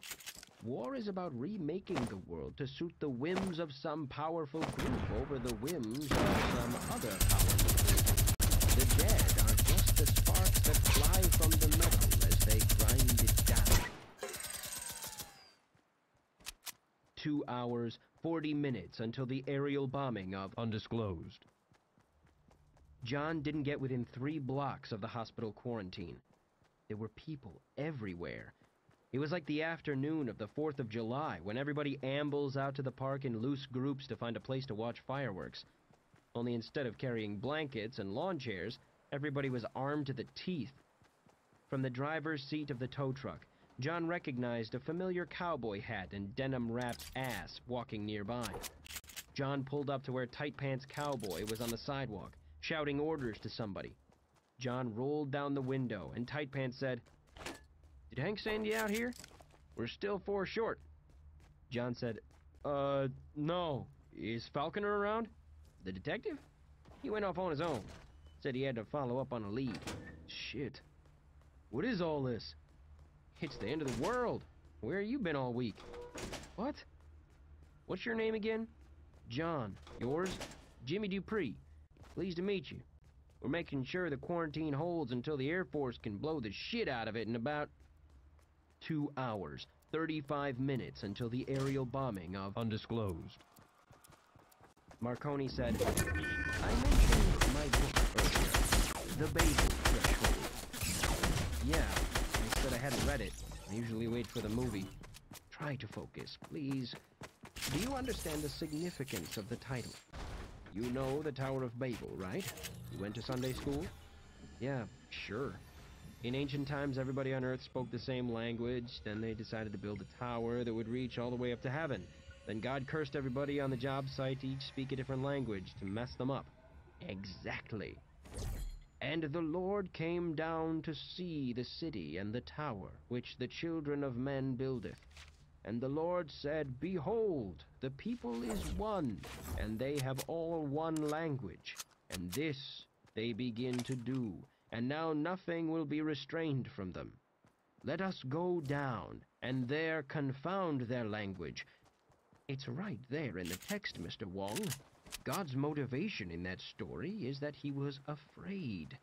He limited our ability to communicate because he was afraid that operating as one, we would challenge his power. Man, I hope you're not about to tell me that all of this shit is a curse from God because we built our buildings too tall. Kind of a flat town to impose that lesson on. You'd think he'd take it to Dubai. No, but there is a parallel. Are you familiar with Dunbar's number? No, you should. It governs every moment of your waking life. It is our Tower of Babel. The restraint that governs human ambition isn't a lack of a unified language. It's Dunbar's number, named after a British anthropologist named Robin Dunbar. He studied primate brains and their behavior in groups, and he found something that will change the way you think about the world. He found that the larger the primate's neocortex, the larger the communities it formed. It takes a lot of brain to process all of the relationships in a complex society, you see. When primates find themselves in groups larger than what their brains can handle, the system breaks down. Factions form. Wars break out. Now, and do pay attention, because this is crucial. You can actually look at a primate brain and, knowing nothing else about what species it came from, you can predict how big their tribes are. Does someone have a watch? Because when you told him 15 minutes, I'm not sure if he's gonna take that as a literal 15 minutes, or we'll deal with him in a moment. But I take your point. The salient issue here is that every primate has a number. Marconi gestured to the crowd gathering outside the fence. Including those primates out there. Including you and I. Based on the size of a human's neocortex, that number is about 150. That's how many other humans we can recognize before we max out our connections. With some variability among individuals, of course. That is our maximum capacity for sympathy. I stared at him. I said, "Wait, really? Like there's an actual part of our brain that dictates how many people we can tolerate before we start acting like assholes? Congratulations! Now you know the single reason why the world is the way it is. You see the problem right away. Everything we do requires cooperation in groups larger than 150. Governments, corporations, society as a whole, and we are physically incapable of handling it. So every moment of the day, we urgently try to separate everyone on Earth into 2 groups. Those inside the sphere of sympathy and those outside. Black versus white. Liberal versus conservative. Muslim versus Christian. Lakers fan versus Celtics fan. With us or against us. Infected versus clean. We simplify tens of millions of individuals down into simplistic stereotypes so that they hold the space of only one individual in our limited available memory slots. And here is the key. Those who lie outside the circle are not human. We lack the capacity to recognize them as such. This is why you feel worse about your girlfriend cutting her finger than you do about an earthquake in Afghanistan that kills 100,000 people. This is what makes genocide possible. This is what makes it possible for a CEO to sign off on a policy that will poison a river in Malaysia and create 10,000 deformed infants. Because of this limitation in the mental hardware, those Malaysians may as well be ants. I stared at the crowd outside and rubbed my forehead. Poor monsters. Now you're getting it. It's the same as how that crowd out there doesn't see us as human. The way the rest of the country won't see anyone inside city limits as human. The way the rest of the world soon won't regard anyone in this country as human. The paranoia rippling outward until the whole planet is engulfed. This infection, this parasite that dehumanizes the host but is utterly undetectable, it is perfectly designed to play on this fundamental flaw, this limitation in our hardware. That will be the real infection. Marconi emptied his pipe into a bedpan and pulled out a bag of tobacco. Which brings us back to the Tower of Babel. Humans were always destined to be derailed by this limitation in our ability to cooperate. At some specific point, determined by the overall size of the population on the planet and a host of other factors, we will destroy ourselves. That is the Babel threshold. The point at which the species-wide exhaustion of human sympathy reaches critical mass. And you think this whole thing, starting with me finding a giant alien spider in my bed, was their plan to trigger that event? He nodded. The parasite's ability to stay undercover indefinitely, the infected showing absolutely no symptoms. It's perfection. Anyone can be infected at any moment, anywhere in the world. If you want to see what the future of life on planet Earth looks like, simply take a glance out that window. I found a chair and collapsed into it. There was a harsh knock on the door behind me. From behind the door, Owen said, "It's been long enough, Doc." 5 more minutes won't change anything, Mr. Barber. Lowering my voice, I said, "Wait, you wrote a book about this happening before it happened? Damn, why didn't you send me a copy?" "You shouldn't have needed a book to see this coming. No one should have. This is what they've been building toward since civilization began, accelerating as it got closer, like the last sand running from an hourglass. Look at the games children play now. The average child has killed 10,000 men on a video game screen by the time he enters high school, reinforcing that lesson one button press at a time. The shapes at the other end of your gun are not human. And when news of the infection spread, what did the world immediately call the infected? Zombies. Exactly. Our culture's most perfect creation. An enemy you are absolutely morally correct in killing because they are already dead. Why, you are doing them a favor by smashing in their skulls. We as a species were so primed for this that to get combustion, they only needed the tiniest spark. It actually happened sooner than I expected, but he shrugged as he lit his pipe as if to say, can't be right every time. I said, "Well, you took a long time to say what I pretty much already knew. We're screwed. I mean, to be clear, we're rooting for the bombs, right? That's the only way to satisfy the paranoia? Let them blow all this to shit on live TV while the mob out there cheers." Marconi puffed on his pipe and stared out the window. I said, I mean, we absolutely cannot let that part get out, right? The fact that the zombies are undetectable until they're biting your brain? That fact needs to die with the quarantine, otherwise it's going to be a global lynch mob out there. Which means making sure none of them get out, even if innocents die in the process. I mean, it's shitty, but that's all we can do. Err on the side of overkill, right? Marconi said, the sedative is running out. One of my infected patients woke up. I said, Jesus, really? Did you... I've been talking to him all morning. He's still strapped to his bed. I calmly explained to him the situation, and he asked me to leave the restraints on. He said it was the only responsible thing. What do you make of that? I don't know. But you can't just leave him like... Right. I can't. I mean, it's just a matter of time, right? Until he monsters out and kills who knows how many people? Marconi studied me. Owen banged on the door again. Marconi said, We're coming! 2 hours, 30 minutes until the aerial bombing of Undisclosed. To Tight Pants, aka Jimmy Dupree, John said, So, we know for sure now?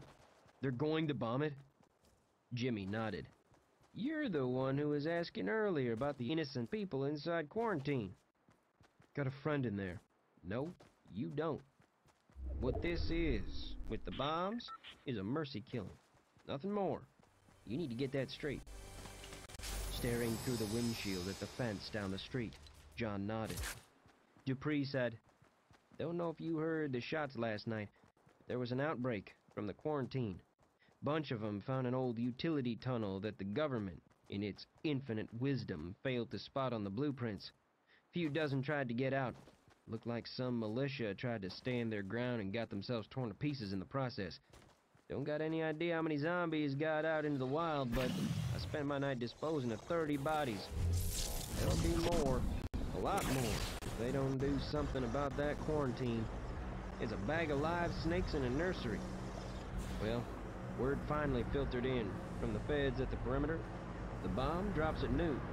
We just gotta keep it secure until then, and this whole flippin' nightmare will be over. And if noon comes and nothing happens, we're gonna surround this place and pour bullets into that fence until nothing on the other side draws air. 2 hours, 25 minutes until the aerial bombing of Undisclosed. I couldn't help but notice that Owen had the Reds build up the fire. Looked like they had found some more wooden pallets somewhere. That shit really burned. To Owen, I said, You know what? I never got to sit down and write that note to my girlfriend. Marconi used up all my time, and all he did was give me a chili recipe. Do you want it? He didn't answer. It was a beautiful morning, though some clouds were moving in. I could actually hear birds chirping somewhere. Birds don't give a shit about the apocalypse any more than we'd care about some species of bird going extinct in the Amazon, which had probably happened twice already this morning. All of the Reds were awake and standing around me. I looked back at the hospital entrance and saw a smattering of Greens standing there. I glanced up at the roof, and there were the rest of them, lined up along the ledge and looking down. From behind me, Marconi said, Mr. Barber, I don't know if you can hear the commotion on the other side of the fencing, but we do appear to have larger problems. Owen said, With all due respect, Doc, I'm not a fucking idiot. People are about to riot out there because they figured out this quarantine isn't secure, thanks to last night's breakout. And guess who we have to thank for that? Killing David here will not assuage their panic. It will in fact accomplish nothing except to confirm their worst fears about us. Attention! Everybody turned toward the booming sound of a voice coming from a public address system. Please move 1,000 feet away from the quarantine fence. For your safety, please withdraw from the quarantine perimeter to a distance of at least 1,000 feet. 2 hours, 20 minutes until the aerial bomb. John heard the PA system outside the fence announcing something he couldn't quite make out from inside the truck. warning the crowd away from the gates, probably. He pulled the tow truck up through the quarantine, gently knocking over a "Do not cross by order of Reaper, highly infectious, trespassers will be shot on sight" sign. Beyond it were the 4-foot-high concrete barricades. Beyond them was an unmanned vehicle with a mounted gun that John assumed would shoot anyone who touched the fence. Beyond it, the fence itself. For all he knew, Dave could be no more than 50 feet away on the other side of that chain link. A cheap pair of bolt cutters would get through it in 2 minutes, but it might as well be the center of the earth. He needed a drink. They had a little over 2 hours until either the army incinerated this place or the entire town went apeshit on it. 2+ hours in which to accomplish what? The crowd was actually moving back, to his surprise, and then it dawned on him that the military was trying to get the rubberneckers out of the blast radius of whatever they were going to drop on this place. He wondered if he was close enough to be engulfed by whatever came streaking down from the sky. He threw the truck into park. The PA system repeated its message. John lit one of his last 2 cigarettes. He twiddled with the levers on the console. He heard a humming from behind him, and a shadow inched across the cab. Oh, hey! He'd figured out how to work the stupid ramp mechanism. It'd have been nice to have done that before he was forced to steal some guy's tow truck, but that was how every single possible thing had gone so far in this situation. Just a little bit behind the curve, a little slow to figure out the right thing. Story of his fucking life. John realized, at the very least, he needed to get this poor bastard's tow truck out of the blast zone, and that leaving it here would be a major dick move, considering he no longer needed it. John got out and climbed up onto the tilted truck bed, released the cable that secured the caddy, and got behind the wheel. He twisted the ignition and woke up the bear under the hood. He reversed off the truck bed, flattening out on the street below. Credence loudly assured him that a bad moon was rising. 2 hours, 15 minutes until the aerial bombing of Undisclosed. Marconi was trying to voice another objection, but Owen wasn't listening. His eyes never left mine. He cut off Marconi in mid-sentence and said, "All these people in here, all those greens, and look, you got exactly one guy standing up for you. Look up at all the greens up there, watching this from the roof. Notice how none of them came down to advocate on your behalf?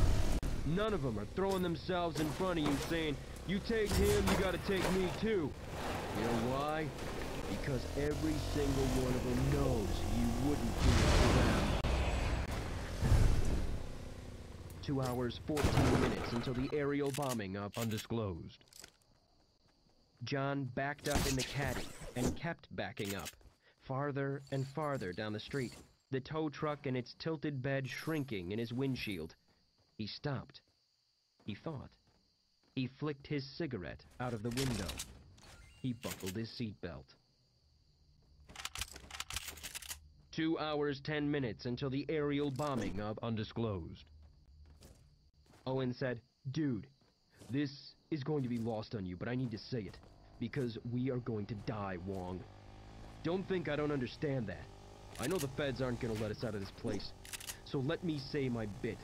I have kept the order in this quarantine since the day the feds pussied out of here. All in all, I'd say it's the best thing I ever done in my life. Maybe the only positive thing I've ever done. And that's all right. Whether it's bombs in here or being torn apart by the mob out there, I will stand before the good Lord and say that I held things together as long as I could. And my final act is to declare you guilty for the deaths of 30 men and women, and the probable deaths of 270 more. I find you guilty of committing the only real sin Jesus ever asked us not to commit. The sin of not giving a shit about anyone but yourself. Doc, step aside." From behind Owen, somebody said, "They're having a block party out there. Listen." "What?" "They're playing music. Credence." They were turning up the volume, too. Bad Moon Rising swelled in the distance, getting louder and louder, and under it was another sound, a terrible noise like a mechanical Chewbacca that fell into a rock-crushing machine. that moment, John's Cadillac came soaring through the air. It cleared the first fence and almost cleared the second. The rear tires caught the razor wire and started unspooling it from the top of the fence, trailing behind the falling caddy like the streamers on a kite. Everyone scattered. The grill of the caddy plunged right into the middle of the bonfire, scattering smoke and flames and bones to the wind. The Cadillac finally bounced and jolted to a stop among a rain of burning human skulls. The voice of John Fogarty garbled and died. The driver's door opened, and John flung himself out, clutching a sawed-off shotgun. He screamed, "Did somebody order some fucking prison break with a side of shotgun?" The transcript of an exchange between UAV drone operator Captain Shane McGinnis, Guardian, and Lieutenant Colonel Lawrence Eagleson, Yankee 7-9, on the morning of November 15th, 0955 hours. Guardian. Be advised, a vehicle has breached the quarantine fence along the western side. Repeat, a vehicle appears to be a civilian passenger car has breached the fence. Yankee 7-9. Guardian, are we looking at containment failure here? Guardian. Negative. Yankee, the fence appears to be intact. Yankee 7-9. Okay, I need clarification, Guardian. I thought you said it had been breached by a vehicle. Guardian. Affirmative. There is a vehicle inside the fence. The driver has exited. Yankee 7-9. Then how is the fence still intact, Guardian? Guardian. It, appears you went over. Yankee 7-9. You what? Guardian. Yankee, I think he ramped it. There's, some kind of a truck with a platform on the back, and I think he used it as a ramp. Yankee 7-9. Alright. Did you say you had a clear shot at the driver? 2 hours, 5 minutes until the aerial bombing of Undisclosed. John grabbed my shoulders and screamed into my face, "Dave! Are you in there? It's me, John! I am your friend! Can you understand me?" Why are you talking like that? I looked inside the caddy. John had come alone. Where's Amy? I don't know. Outside town, I think. Oh, thank God. Or not. I actually don't know. Owen strode up and kicked aside a smoldering skull. He raised the pistol. John raised his shotgun. Their eyes met. John said, "Owen? What the hell are you doing here?" "You are one crazy son of a bitch, John." To me, John said, "Is he infected?" "I don't think so." Owen said, "Ain't none of us infected." I said, "We don't know that." John said, "Well, whatever. Everybody needs to get the hell out of here. By lunchtime, this is all going to be a crater. Did you hear the announcement out there, Owen?" I said, "Wait, do you two know each other?" "Yeah. Remember I said I was doing setup for him. This is DJ O-Funk." To Owen, he said, "Hell, I thought you'd be out there on Daryl's farm riding this thing out." "I was. I went into town on a beer run and got scooped up by the feds. I punched one of those guys in the spacesuits, and I guess they took that as a sign of infection." I noticed the rest of the inmates were staring at us, shell-shocked, as we held this conversation next to the crashed caddy and among the scattered pile of smoking human remains. It finally occurred to me to turn my eyes up to the circling drones, wondering if they were zeroing in on our skulls right now. I had a vague thought that we should run for cover, but the entrance to the hospital was 100 feet away. It'd be a nice, leisurely couple of shots for some guy sitting at a console out in the desert. We could duck in the car, but the drone was also equipped with the kind of rockets that could turn it into 2 tons of burning steel confetti. Actually, why hasn't he shot us already? Dr. Marconi walked up and John glanced at him. "What? Been here the whole time?" "John, I would ask you what you are doing, but I fear you would actually tell me." "I'm just here to get Dave. Now we're gonna get in my caddy and I'm gonna drive a caddy-shaped hole in that fence over there. The rest of you can walk right out behind us. Once out, you will owe me a case of beer, each of you." Owen said, "You didn't see the big fucking guns lined up outside? They'll turn you into chunks in 2 seconds. I didn't see any big fucking guns. I saw a bunch of little fucking guns. I don't think they were anticipating Cadillac driving zombies, but either way, You need to find a way out of here before they blow the place. John ducked into the caddy and said, "Oh, Owen, did paychecks go out last week before this all happened?" Owen glanced at me, then John, and said, "How the fuck did you two ever find each other?" To me, John asked, "You coming?" I took to the passenger seat. The caddy seemed to be listing somewhat, and steam was oozing from under the hood, but the engine was still running, so that was good. John said, "Marconi, there's room in the back seat." Marconi leaned in and said, "I assume your plan didn't progress beyond this exact moment." "I try to take it one step at a time." Marconi shifted his eyes to me and said, "Remember what I said?" "Yeah, the Babylon Protocol." He started to correct me, but instead said, "There is a way to beat it. But with God as my witness, I do not know how any of us will get the chance. Just tell me what we need to do. Think it through. Think about the symbols we rally around. Think about what binds people together. Just fucking tell me." "I think you already know. David, there needs to be a sacrifice." "Sacrifice? Why?" "Think it through." "What? Like somebody has to die? One of us?" Marconi backed away and said, "Go, before the drone operators finally make sense of what they're seeing and open fire." We buckled our seatbelts. John threw the caddy into reverse. He backed up, rolling through the fire pit, knocking aside a wheelchair. He cranked the wheel and got the caddy pointing behind the building, not far from the strip of woods John and I had escaped through on that first night, before there was a big-ass fence there. The crowd of inmates in front of us split like the Red Sea. John floored it. The back tires dug down into the mud. We launched forward, barreling toward a section of fence bearing the words, "Flame Grilled Friday at Country Kitchen." I braced my hands against the dashboard and heard myself screaming. The fence never stood a chance. The hood bashed through the first layer, whipping down the layer of plastic sheeting. The fencing was still raking its way down the rear windshield when we hit the second layer of fence, smashing a wooden pole in two, ripping through the chain link. The boundary between quarantine and the outside world was pierced once and for all, and then crash! With a cataclysmic sound of metal and plastic splattering against concrete, we hit the vehicle barrier both of us had forgotten about until that moment. The King Kong fist of inertia punched me in the back.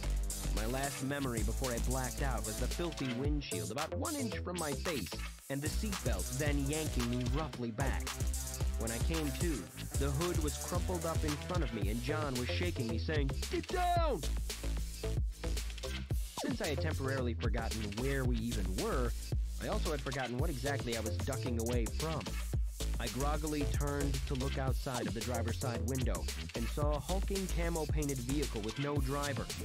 I had no problem figuring out what it was. I saw a turret on top of it, light glinting off of a camera lens, and on either side of the lens were two massive gun barrels. The machine whirred and the barrels spun on me. The movement wasn't robotic at all, but quick and smooth and purposeful. I froze, mesmerized, staring into the twin black holes, and chose that moment to wonder what Marconi was talking about when he was going on about sacrifice. 8 hours earlier.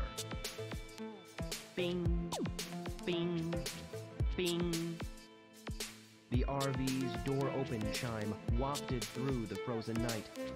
It was the soundtrack of Amy's last moments. The thing in front of her breathed, and its breath smelled of exotic dead meat. It sniffed her. A realization washed over her in that cold, dark space. This was how virtually all living things born on Earth have died, with teeth tearing through their muscle and bones. We humans have computers and soap and houses, but it doesn't change the fact that everything that walks is nothing but food for something else. A tongue licked her forehead.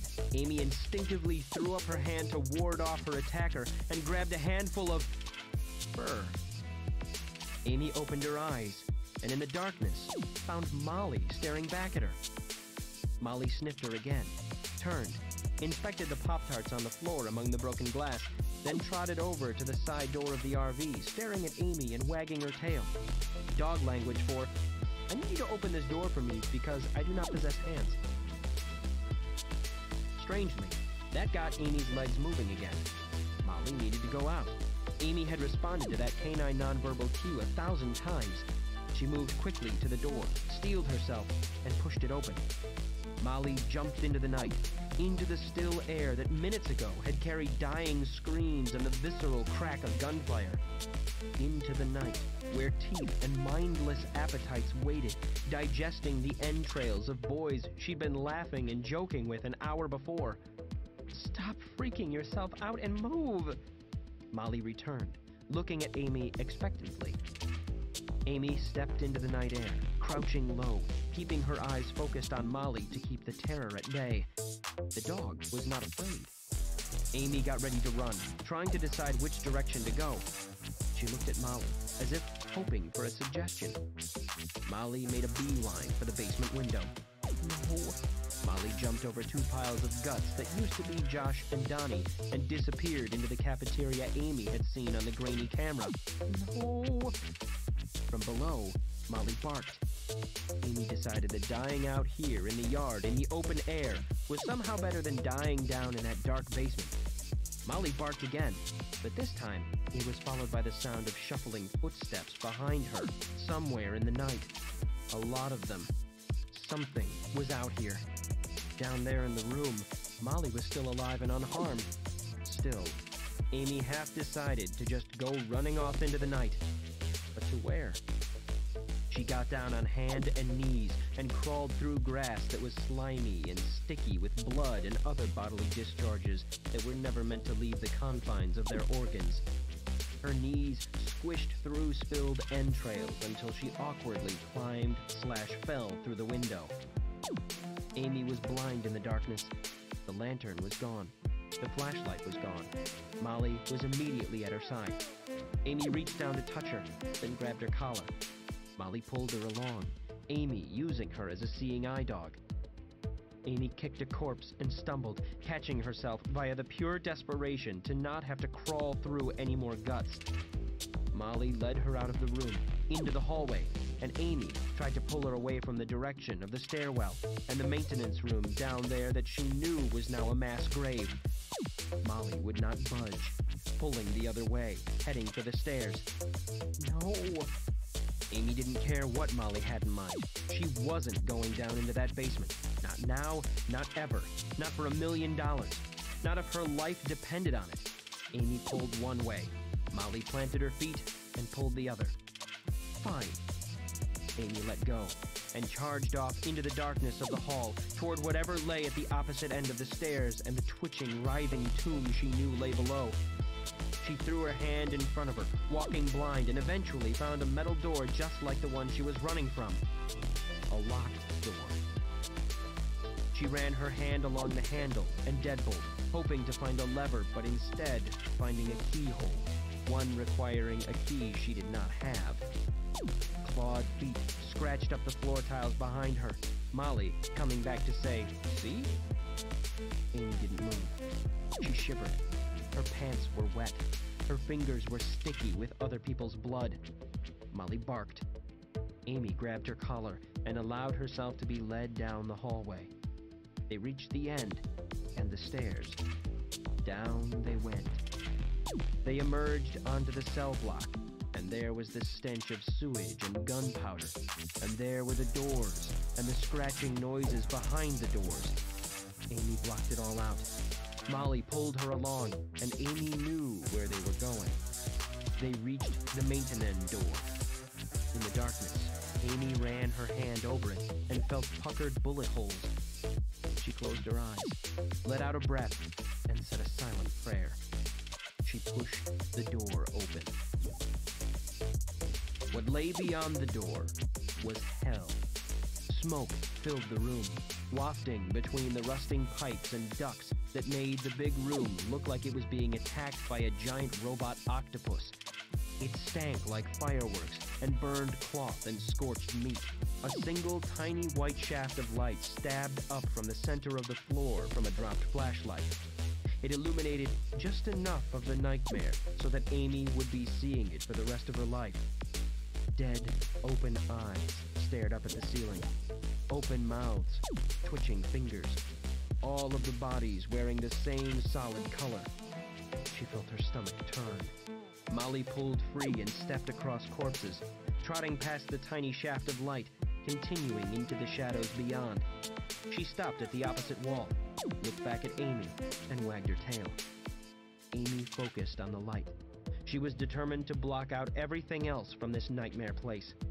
If she could just make it there, then she'd have a flashlight, and everything would be a bit better. She carefully stepped over limbs and squishy things and explored with her toes to find the solid floor in between. 1 step, 2, 3. Eventually, she got close enough to grab the flashlight, trying to block out the fact that it was curled in 3 dead fingers. She plucked out the light and made her way toward Molly. The smoke was getting to her now. Toxic, stinging fumes that burned her eyes. There was a hole in the wall. This was where the monsters had tunneled into the room. She shined the light inside and found that wasn't quite right. The tunnel had already been there. It was made of brick and looked like the old-fashioned sewers they had